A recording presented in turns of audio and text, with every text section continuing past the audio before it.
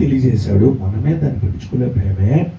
ఏంటంటే అమ్మా నీకు స్వస్థత రావాలి, నీకు స్వస్థత కలగడానికి ముందుగానే నేను కోటని చెప్తానని చెప్పి నేను పరిశీలన చేయలేకపోయానని ఎప్పుడైతే పరిశీలనకి దిగిందో, పరిశీలనకు వచ్చిందో ఆ కుమార్తెని యేసువారు ముట్టి బాగు చేశాడు. ఆ పరిశీలనకే ఏంటిదంటే కోటం పెట్టుకుంటాం. మరి ఈ కుమార్తె కోటం 10 ఏళ్ల క్రితం కోటం పెట్టేటప్పుడు చాలా దుర్లభమైన పరిస్థితుల్లో ఉన్నది. మరి ఈ రోజునైతే ఘనత వచ్చిందా లేదా? కుమార్తె పెళ్ళైంది, వారి సర్వ సమృద్ధి ఇచ్చాడు. ఇంట్లో ఫస్ట్ వెళ్ళినప్పుడు ఆ వండుకోవడానికి కూడా ఆ పాత్రలు సరిగా లేవు. మరి అందుకన్నాడు ఇది దుర్లభము, ఇది చేయలేము, ఇది మన వాళ్ళు కాదు అనుకున్నాన్ని కూడా దాన్ని ఎలాగైనా సరే మరి పరిశీలన చేసి దాన్ని స్టడీ చేసి దానికోసం నిలబడితే దేవుని దగ్గర లోకరీతి కాదు ఆ నిలబడినప్పుడు అది ఎక్కడ తీసుకెళ్తుంట? ఘనతకి కారణం. అవునండి, మనందరి పరిస్థితులు కూడా మొట్టమొదటి ప్రభు దగ్గర వచ్చేప్పుడు చాలా దుర్లభమైన మరి ఉండడం దుర్భరమైన స్థితిలో యేసు దగ్గర వచ్చినప్పుడు యేసు ఈ రోజు ఏం చేశాడంటే అందరికీ కూడా వాటిలో పరిశీలన చేసే పరిస్థితిని ఇచ్చాడు దేవుడు. ఏంటంటే మరి ఏం చేయాలి, ఇది ఎలా జరుగుతుంది, ఇది ఎలా స్వస్థత వస్తుంది, ఇది ఎలాగ మనకు దేవుడు కలుగుతుంది, ఈ విషయాన్ని గమనించడం వల్ల దానిలో పరిశీలన చేయడం వల్ల దేవుడు ఏదో ఒకటి చెప్పేశాడు.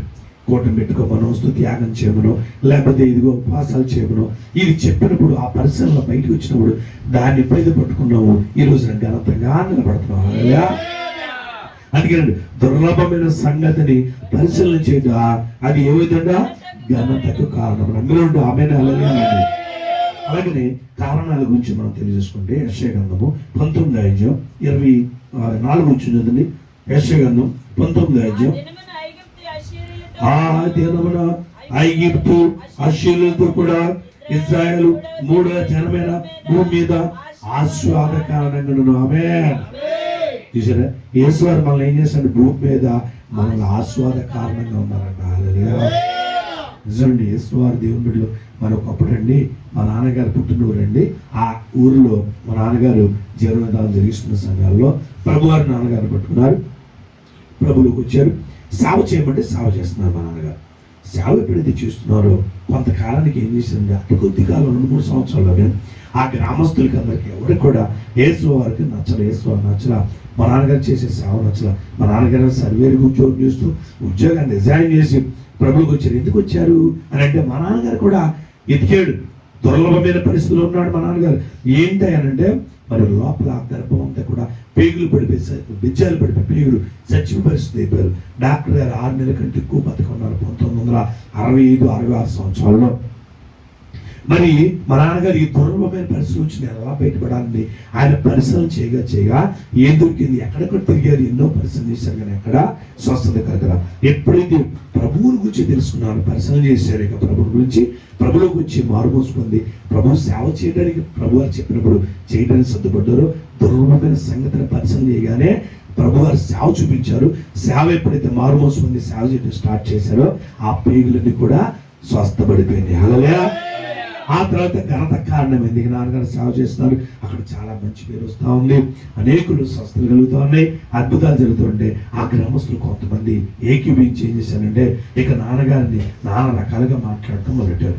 ఇక దాంతో మా నాన్నగారు అక్కడ ఉండలేక ప్రభు దగ్గర ప్రార్థన చేసి, ప్రభు అంటా నువ్వు ఈ గ్రామంలో ఉండొద్దు, నేను చూపిస్తున్న చోటుకు వచ్చేయమనంటే మౌలు రాసుకున్నాం. అప్పుడు ప్రభు చూపించారు, ఇక్కడ రావడం జరిగింది. ఇక్కడికి వచ్చిన తర్వాత దేవుని సువార్త ఇక్కడ అద్భుతంగా సాగుతూ ఉంది. అక్కడైతే నాన్నగారు బయటకు వచ్చిన తర్వాత ఆ గ్రామం నుంచి అక్కడ ఏం జరిగింది తెలుసా, ఆ యొక్క గ్రామస్తులందరూ కూడా నరుక్కున్నారు, చంపుకున్నారు, కొట్లాట్లు అయిపోయి కర్ఫ్యూలు పెట్టారు, రక్తం వేర్లై ఆ గ్రామంలో పారింది. ఎక్కువ చెప్పినా ఈ సమయం చాలు కానీ అంత భయంకరంగా ఆ గ్రామం కొట్టుకుంటే కొంతకాలానికి ఆ ఊళ్ళో ప్రజలే లేని స్థితి, ఊళ్ళోకి వెళ్ళాలంటే భయపడే పరిస్థితి. అప్పుడు ప్రెసిడెంట్ గారు వచ్చాడండి. మా నాన్నగారి దగ్గరికి వచ్చి ఎవరు చెప్పారండి, ఏమయ్యా ఏంటి బాబు అని అంటే అన్నాడంట, మీ ఊళ్ళో అన్ని ఊళ్ళో చర్చిలు ఉంటాయా, మీ ఊళ్ళో చర్చి లేడు, పాస్టర్ గారు మీరు తరివేశారు, అందుకని మీకు దరిద్రం పట్టింది, ఈ నల ఘోష వచ్చి ఏంటందని నరులకి చచ్చిపోయే పరిస్థితి అంటే నరహంతకులు ఎక్కువైపోయారు ఆ గ్రామంలో.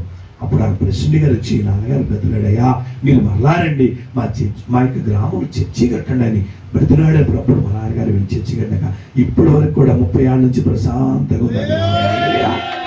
Thank you.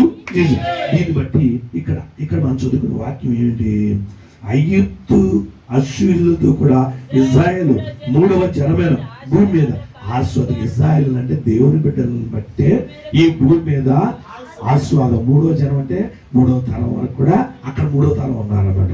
మరి ఇజ్రాయేల్ అంటే దేవుని బిడ్డలు ఎక్కడైతే ఉంటారో అక్కడ ఆస్వాద కారణము. అవునంటారు కదా. మరి ఇప్పుడు నన్ను చెప్పుకుంటే నా ఫ్యామిలీ కానీ మేము కానీ ఏదన్నా అంటే మేము దేవుని బిడ్డలు ఇజ్రాయేల్ కాబట్టి మేము ఏ గ్రామానికి వెళ్ళినా, ఏ పట్టణానికి వెళ్ళినా, ఏ గృహానికి వెళ్ళినా మీరు రాబట్టే మేము ఆస్వాదకరంగా బాగున్నామయ్యా అని చెప్తా ఉన్నారు. అంటే మాతో పాటు ఎవరు వస్తున్నారంటే మాకంటే ముందుగా యేసు వారు వస్తున్నారు. అలా ఇప్పుడు ఆస్వాదం రావాలంటే కారణం ఎవరై ఉండాలంటే యేసుకి సేవకులు, దేవుని జనాంగం రావాలి. అందుకనే మన నెలలో ఆరాధన పెట్టుకోవాలి. ఎందుకంటే మరి ఆ యొక్క ఆరాధన పెట్టుకున్నప్పుడు దేవుని బిడ్డలు వస్తున్నారు కదా, వస్తున్నప్పుడు అది మనకి ఏమైందంట ఆస్వాదములకు కారణం. నమ్మలేండి చెప్పకూడదు.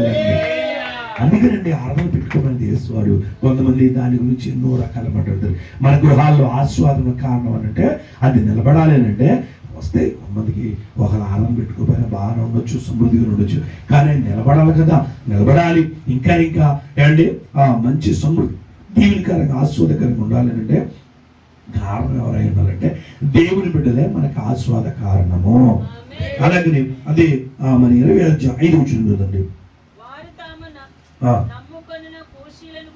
వారు తాము నమ్ముకున్న కూషీలను గురించి తాము అతిశయ కారణముగా ఎంచుకున్న ఐగుప్తుల నుంచి యేసు నుండి సిగ్గుపడుతురుగాక. పిల్లలు ఇక్కడ ఒకటి మనం గమనించాలి. కొంతమంది దేవుని బిడ్డలను బట్టి, సావుకులను బట్టి, సంఘస్థులను బట్టి అతిశయము, ఆస్వాదము కారకులైన వారిని బట్టి అతిశయించుకోకుండా ఇదిగో మన దౌజనులు, మన సంఘస్థులు, మన కుటుంబీకులు వారు చేసిన ప్రార్థన బట్టి మరి ఈ రోజున ఆస్వాద కారణంగా ఉన్నామని అనుకోకుండా ఇక కూషీలను బట్టి, ఇక ఎవరెవరిని బట్టి ఆ యొక్క అరుసులు కూషీలతో వ్యాపారాలు చేసేవాడు, ఆ యొక్క ఐగుప్తులతో వ్యాపారాలు చేసేవాడు, వాళ్ళ దగ్గరికి వెళ్ళేవాడు, రకరకాల వాళ్ళు తెచ్చుకున్నారు. అలా చేశాం కాబట్టి, ఆ వ్యాపారాలు చేశాం కాబట్టి, ఆ యొక్క చేసాము అన్నీ కాబట్టి మేము అతిశయము వాళ్ళని బట్టి అతిశయిస్తామని ప్రభువుని దేవుని బిడ్డలను పక్కన పడేశారంట. ఆ దేవుని బిడ్డల్ని దేవుణ్ణి కూడా అతిశయంగా తీసుకోపోవటం వల్ల ఏమైందంటే సిగ్గుపడి విస్మయం పొందారంట. హల్లెలూయా. అందుకనే అపొస్తలుడు పౌలు గారు ఏమంటాడండి, మనం ప్రభువుని బట్టే అతిశయించాలి, ప్రభు బిడ్డలను బట్టే అతిశయించాలి, ప్రభు ఇచ్చిన ఆజ్ఞలను బట్టే మనము అతిశయించాలి. అదే అతిశయమునకు కారణము. అంటే మనం దర్జాగా బతకడానికి కాదు. మరి ఇప్పుడు లాస్ ఏంజల్స్ వారు ఏమనుకున్నారు, నిజమండి రాకోళ్ళు ఇల్లు కూడా దాంట్లో ఉంది, మరి జాన్సన్ ఇల్లు దాంట్లో ఉంది, ఇంకా చాలా మంది ఇప్పుడు బయటకు వస్తున్నారండి, పెద్ద పెద్ద కోటీశ్వరులు, మిలియనీర్లు వీళ్ళందరూ.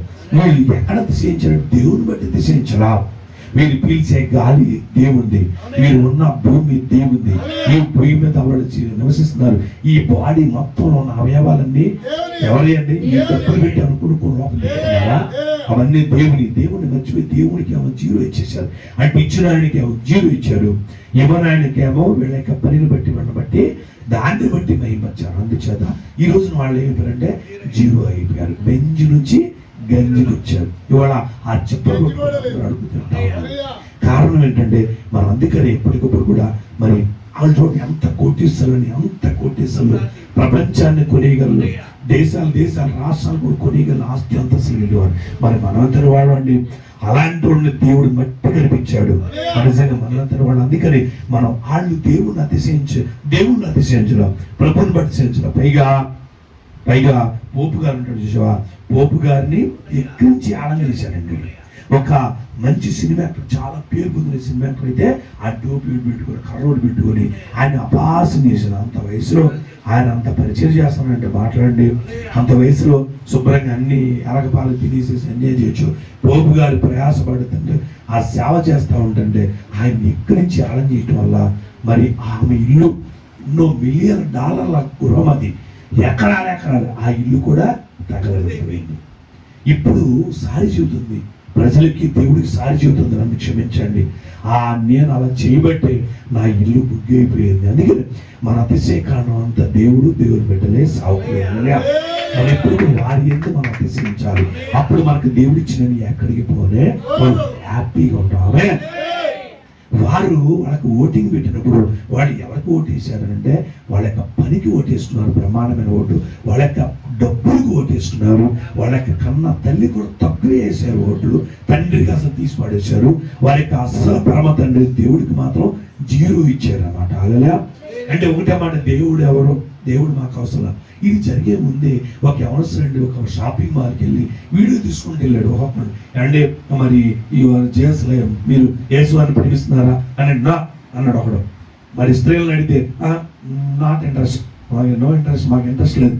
సరే అలా చాలా మంది. ఎవరో ఒక ముసలాయన మాత్రం ఆయన ఆ యొక్క ట్రాలీలో ఆ సైకిల్ వేసుకుని నడుచుకుంటూ వెళ్తూ ఆయన అంటాడు, అవునండి నాకు ఇంట్రెస్ట్ అని 30 ఏళ్ళ నుంచి ప్రభువుని అనుసరిస్తున్నానంటే ఈ వెళ్ళిన ఎవరొచ్చు ఆయన ప్రార్థన చేశాడు. ఆయన ప్రభు యొక్క ఫోటోని గుర్తించుకున్నాడు. అంటే మొత్తంలో కూడా ఒక్క ఆయన మాత్రమే ప్రభు అంటే ఇంట్రెస్ట్. మిగతా వాళ్ళందరికీ డబ్బులు బట్టి వాళ్ళకున్న ఆస్తి అంతస్తుని బట్టి ఆటనే ప్రేమించారు కానీ దేవుడిని ప్రేమించారు.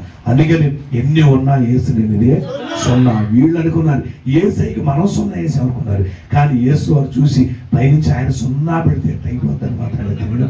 అదేమిటండి, పచ్చిగడ్డి కూడా కాలుకుంటూ వెళ్ళిపోతుందండి. పచ్చిగా ఉన్న చెట్లు కూడా కాలిపోతున్నాయండి. ఎవరు ఆపుతారండి? ఆపలేకపోతున్నారండి. అసలు ఎంత దారుణం నిజంగా. దేవుడు ఆ రోజున సొదొమ కుమార మనం చూడాల.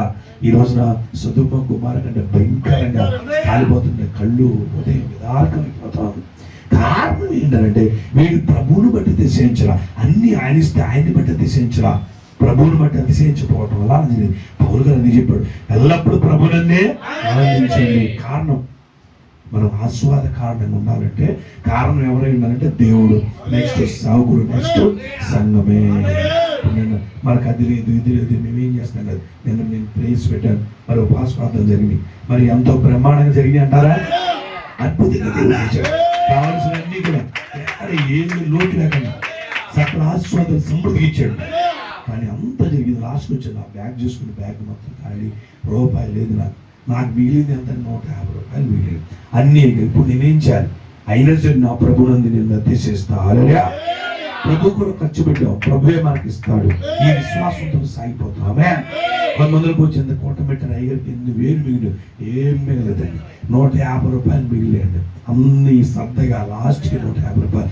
ఇంకా పాపం పరిచయం చేసిన వాడికి ఎవరా, ఇప్పుడు వంట పరిచయం చేసిన వారికి ఎవరా, వాళ్ళకి ఎవరికి ఇంకా పాపం కానుకూడ రూపాయి కూడా ఇవ్వాలి. సరే 2 రోజులకి నాకు ఇద్దామని దేవుడు మళ్ళీ ఇచ్చినాక. ఇది కొంతమంది ఎలా ఉంటారండి, నాకు అది లేదు ఇది లేదు కదా, నేను ఎందుకు పెట్టాలి, నేను ఎందుకు చేయాలి, నేను ఎందుకు దేవుడిని అతిశయించాలి, నేను ఎందుకు దేవుడిని కనపరచాలి అనుకోవటం బ్యాడ్ అవుతుంది. అది మన ఘనతకి కారణం కానే కాదు. ప్రభు కంటే ఎక్కువ ఏంటని మనం ముందు సాగినప్పుడు అదే మన ఘనతకి కారణం. ఆమెనండి గట్టిగా. అలాగే దీని మీద ఉన్నాం. 29వ అధ్యాయం 7వ వచనం చూద్దాం. ఇక్కడ కారణం ఉంది, ఆ కారణం కూడా తెలుసుకుందాం. 29వ అధ్యాయం 7వ వచనం. నేను మిమ్మల్ని చెరగను పోయిన పట్టణం యొక్క క్షేమము కోరి దాని కొరకు యెహోవాను ప్రార్థించేది, దాని క్షేమం మీ క్షేమమునకు కాదు. నేను మిమ్మల్ని చెరగను పోయిన పట్టణం యొక్క క్షేమం కోరి దాని కొరకు ప్రార్థించేది. హల్లెలూయా. చెరగను పోయిన వీళ్ళు ఆల్రెడీ చెరలో ఉన్నారు. అంటే దీని అర్థం ఏంటి అని అంటే, జైల్లో వేసారనుకోండి, ఎవరన్నా జైల్లో వేస్తే జైలులో వేసిన వాళ్ళు ఎవరై ఉండాలి? ఎవరెత్తారు జైల్లో? పోలీసు వారు ఎత్తారు, అవునా కదా? ఇప్పుడు ఇక్కడ దేవుడు అనే మాట ఏంటి తెలుసా? పోలీసు వారి క్షేమం కోసం ప్రార్థన చేయండి, వారి క్షేమం కోసం. అలాగే నిన్ను ఎవరైతే జైలుకి ఇచ్చారో వారి క్షేమం కోసం కూడా ప్రార్థన. అదే కదా అర్థం. మీరు చెరలో ఆల్రెడీ ఉన్నారు, ఆ చెర గురిన వారి క్షేమం కోసం ప్రార్థన చేయండి. ఎవరైనా చేస్తారట్టగా కానీ అదే మనకి క్షేమమునకు కారణము. అందుకని యేసు వారు ఏమన్నాడంటే, మేము హింసించే వారు కూడా ప్రార్థించండి, మిమ్మల్ని దేశించే వారిని మీరు దీవించండి, మిమ్మల్ని శపించే వారిని కూడా మీరు దీవించండి. అదే ఇక్కడ చెప్తున్నాడు, అదే మనకి క్షేమమునకు కారణము.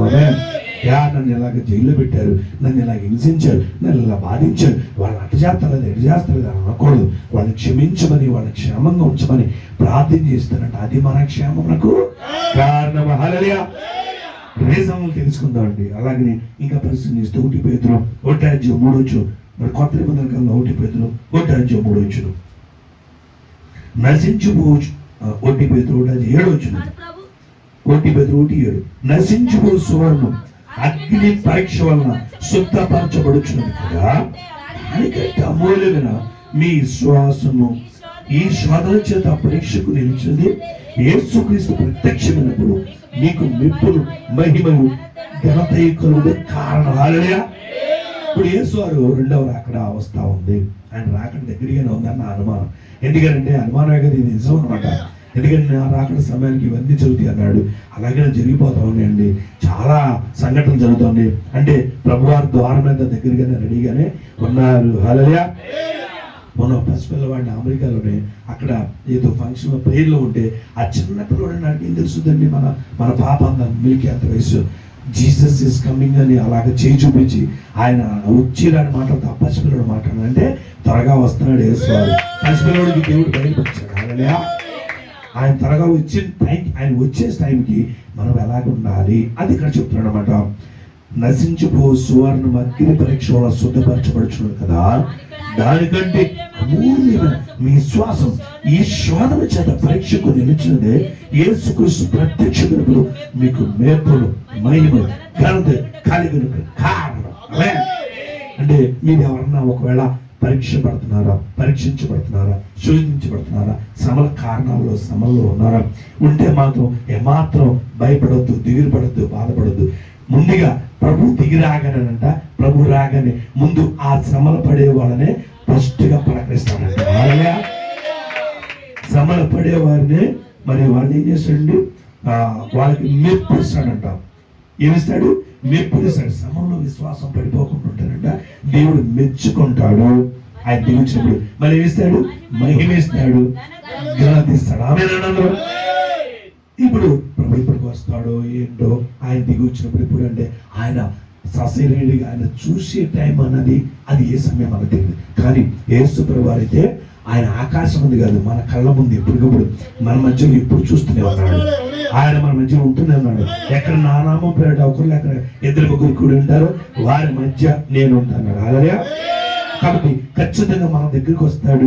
మన శ్రమలు శోధన పడుతున్న టైంలో అలాంటి వాళ్ళు ఫస్ట్ పలకరిస్తాడంట, వాళ్ళని మెచ్చుకుంటాడంట, వాళ్ళకి మహిమిస్తాడంట, వాళ్ళకి ఘనత ఇస్తాడంట.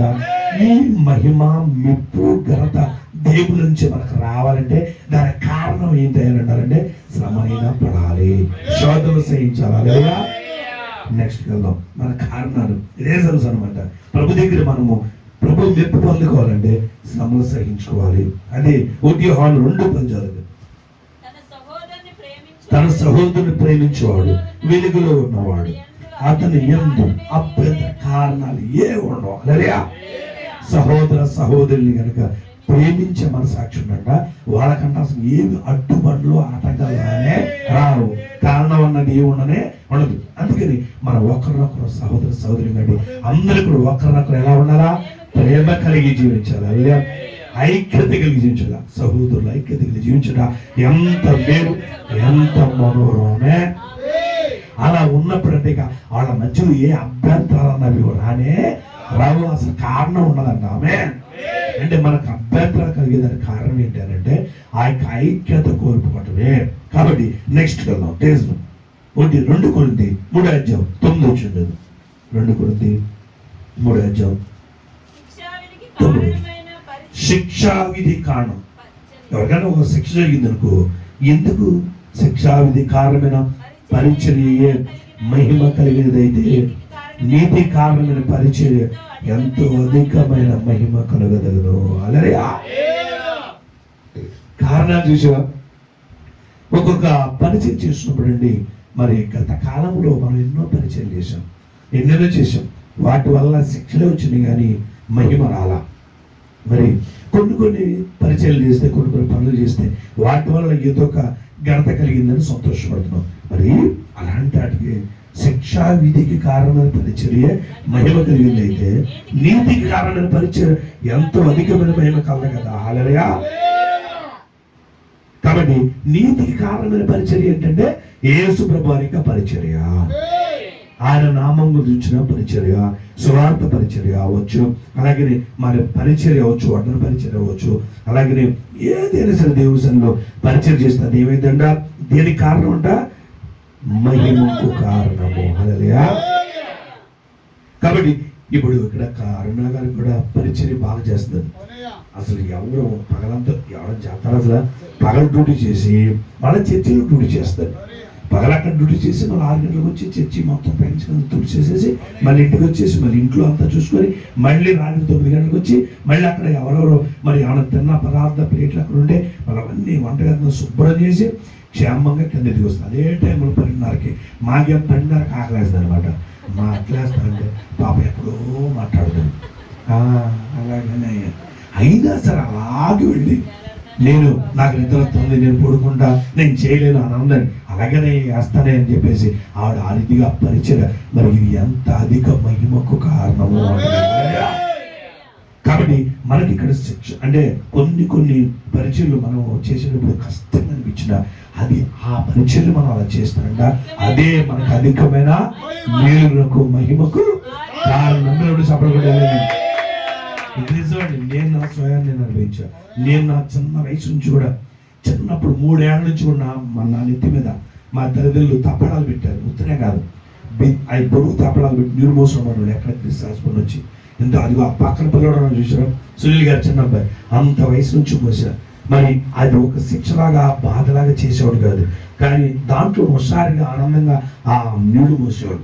మరి అక్కడి నుంచి నీటి పరిచయం ఫస్ట్ స్టార్ట్, అక్కడి నుంచి స్టార్ట్ చేసి ఆ పరిచయం లేదు ఈ పరిచయం అన్ని పరిచయం లేదు చేయటం జరిగింది. అది ఒక శిక్ష అన్నట్టుగా బాధాకరంగా అన్నట్టుగా ఉన్నా సరే సంతోషంగా దాన్ని చేయటం వల్ల ఆఖరి డ్రైనేజీ పరిచయం కూడా చేశారు. చేయటం వల్ల నిజంగా యేసు ఎక్కడ తీసుకుని మహిమకు కారణంగా ఇదంతా లోకరీతిగా చేయాల దేవుని బిడ్డలకి దేవుని సంఘానికి దేవునికే చేసే ఆ పరిచర్య అది ఆ ఫలితం ఎక్కడికి పోలేదు. అదే 2 కొరింథీ 5:12 మమ్మల్ని మేము మీదుగా తిరిగి మెప్పించుకోలేదు కానీ హృదయమునందు అతిశయపడక పైరూపమునందే అతిశయపడే వారికి ప్రత్యుత్తరించుటకు మీకు ఆధారము కలుగులని మా విషయంలో మీకు అతిశయ కారణం కలిగించుచున్నాము. కొంతమంది పై వేషధారణతో ఏదో ఒక అతిశయ కారణాలు పెట్టుకుంటారంట. పై వేషధారణ కాదు. ఇప్పుడు మనం కూడా ఇక్కడ ఊరికి పైన అద్భుత సాక్ష్యాలు చెప్పుకున్నావా? నిజంగా జరుగుతున్నాయా? అబద్ధం అనడం చెప్పండి, నిజంగా జరుగుతున్నాయా? కాబట్టి పిల్లల ఇవాళ ఒక వీడియోలో చూశాను ఏంటంటే ఒక పాస్టర్ గారి నుంచి పాపం మరి ఒక ఆయన తెలిసేటండి ఆ పాస్టర్ గారు ఈయన చెప్పేన్ని అబద్ధాలే, ఒక కార్యం కూడా జరగట్లేదు, ఈయన మాత్రం అలా అబద్ధాలు చెప్తున్నాడు అని చెప్పేసి ఈయన మా ఊరే నాకు ఈయన తెలుసు అని చెప్పి బాధపడతా ఉన్నాడు. మరి క్రీస్తు శ్వాసలు దైవసేవకులు అలాగే ఇక్కడ చెప్పే సాక్ష్యాలు విశ్వాసాలు చెప్పే సాక్ష్యాలు ఏమన్నా అబద్ధమలా? అదే అడిగిన ఇక్కడ అబద్ధాలు చెప్పాల్సిన అవసరం లేదు, అద్భుతాలు దేవుడు ఎన్నో జరిగిస్తున్నాడు. ఇదే మాకు అతిశయ కారణం. ఈ అద్భుతాలు జరగడానికి విశ్వాసకి కారణం ఎవరైనా అంటే మొదటిగా దేవుడు, అలాగే నా దేవుడిని పరిచయం చేసిన దైవజనులు. అంటే ఇక్కడ అన్నాడు దైవజనులను బట్టి మనం అతిశయించాలి, మన ప్రభుని బట్టి బహుగా అతిశయించాలి. అప్పుడు మనకి ఎప్పటికప్పుడు కూడా అద్భుతాలు విజయాలు మహిమకు ఆశీర్వాదములకు మన కారణాలు. ఇలా చెప్పుకుంటే చాలా విషయాన్ని ఒక్క మాట లాస్ట్ గా జకర్యా 2:5 ప్రారంభించింది చదువు, క్షమించండి 5 వచ్చింది. జకర్యా 2:5 వచ్చింది. నేను దాని చుట్టూ అగ్ని ప్రాకారంగా ఉంటాను, నేను దాని మధ్య నివాసమై మహిమకు కారణంగా కాదలియా. మనం మహిమగా ఆశ్వాదకరంగా బతకాలంటే మన చుట్టూ ఎవరున్నారంట? యేసు ప్రభువు ఉన్నారు. అలలియా అంటున్నాడు నేను దాని చుట్టూ అగ్ని ప్రకారం ఉంటా, మహిమకు కారణంగా నేను అక్కడ ఉంటా. దేని చుట్టూ ఎందుకు ఉంటానన్నాడు అట్లా? ప్రభువారు మన ఇంటి చుట్టూ, మన గృహం చుట్టూ, మన యొక్క కుటుంబాల చుట్టూ కూడా మహిమకు కారణంగా అగ్ని ప్రకారంగా మనం ఉండాలంటే ప్రారంభోత్సవం అర్థమైపోద్ది. నేను తేరు చూస్తే కళ్ళు చేత పెట్టుకోకుండా కనబడ్డాడు. నువ్వు ఎక్కడ పోవచ్చున్నావు అని అడిగా అతడు యెరూషలేము యొక్క వెడల్పుని పొడుగును ఎంత ఎలా ఉందని కొలవటానికి వెళ్తున్నానయ్యా అని అన్నాడు. అతను నాతో మాట్లాడుచున్నప్పుడు బయలుదేరగా మరొక దూత అతనికి వచ్చి ఎదుర్కొని వచ్చింది. మరొక దూత ఏమండి 2వ దూత పరిగెత్తుకుని పోయి యెరూషలేములో మనుషులను పశువులను విస్తారమైనందున అవి ప్రాకారమైన మైదానంగా ఉండనని ఎవరికి తెలియజేయనని మొదటి దూతకు ఆజ్ఞయించినప్పుడు నేను దాని చుట్టూ అది హల్లెలూయా. చూసారా, ఒక దూత బయలుదేరింది. ఏమని? యెరూషలేమును కొలతేస్తా, పొడుగు వెడల్పు లోతు. దానికనే పౌలు గారు అంటాడు కదా, మన విశ్వాసం పొడుగు లోతు వెడల్పు మరి ఎంత అనంటే పర్ఫెక్ట్గా ఉండాలి. ఎక్కడ తేడా రాకూడదు. ఆమె కొల నూలు కూడా నూరుపోకూడదు. జెరుబ్బాబెలు అన్నాడు, నూలు కూడా గుండు నూలు ఇలా కలిసిన కరెక్ట్గా ఉన్నాడు, అంత పర్ఫెక్ట్ ఉన్నాడు. అందుకని అందిస్తున్నాడు వాగ్దానం వారికి ఆ యెరూషలేముకి. అయితే ఇంకో దూత ఏమో అసలు వీళ్ళు ఎలా ఉన్నారో చూస్తా, వీళ్ళ గురించి నేను కొలతలేస్తా, వీళ్ళు స్టడీగా ఉన్నారు లేదా చూసుకుంటానంటే రెండో దూత వచ్చి పర్లా ఏం అవసరం, వాళ్ళకి నేను అగ్ని ప్రకారంగా ఉంటా. హల్లెలూయా. ఎందుకంటే యెరూషలేము చాలా ఆస్వాదించబడింది, దీవించబడింది, చాలా పర్ఫెక్ట్ గా ఉన్నాడు. ఆమె ఇలా ఈనాడు మనం కూడా మనకి ఒక మంచి ఆస్వాదం రావాలి, దీవెన రావాలి, రక్షణ రావాలి. నూతన సంవత్సరంలో